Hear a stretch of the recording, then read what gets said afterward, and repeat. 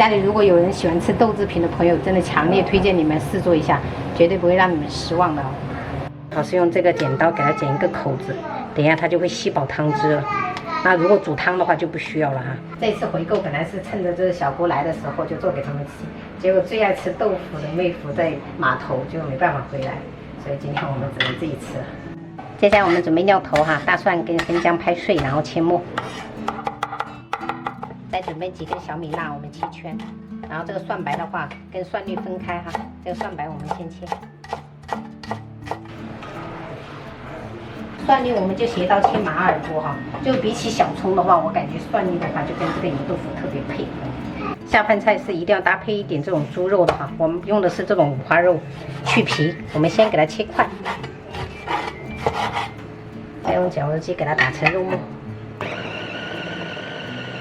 不用打得特别细哈，朋友们，就因为我们等一下还要炒哈。锅里我们喷一层油就可以了，先把这个肉末给它放上去炒出油脂，然后我们可以喷一点料酒，进行煸香。接着再把这个料头放上去哈，给它炒一炒。调味我们来少许盐，然后松茸鲜、生抽、老抽上色。再来一点蚝油，给它炒个1分钟。炒出酱香味过后，我们倒入清水，把这个剪好的豆泡加进来，水的量就刚好跟这个油豆腐齐平就可以了哈。接着我们盖上盖子，中小火给它煮个5分钟，让这一个油豆腐给它吸饱汤汁。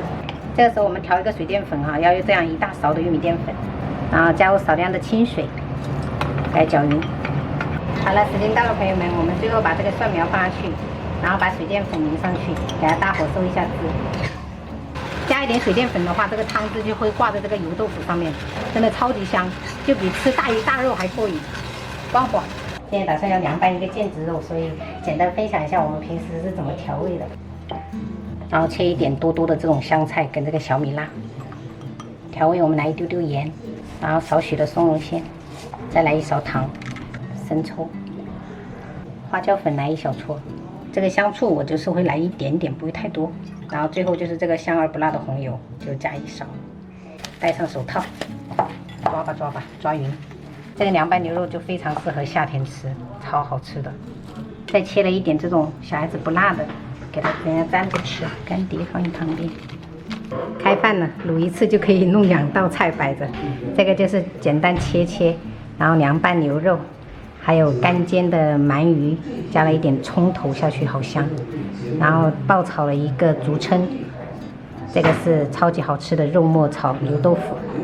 然后炒了一个空心菜，中间这个是炒河虾，满满1大盆。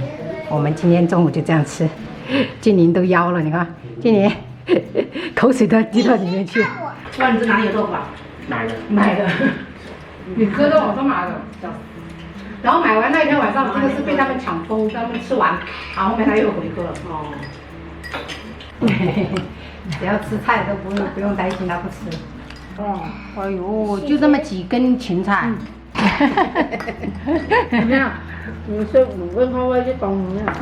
宝贝，你去那个沙发上躺一会儿吧。好，去蹲一会儿。等下饿一点再吃啊。先给我来点。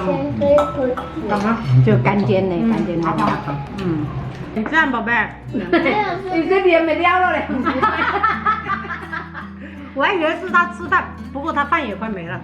我还以为是他说饭快没了呢。你这也来点没撩了喽。哎呀呀呀呀！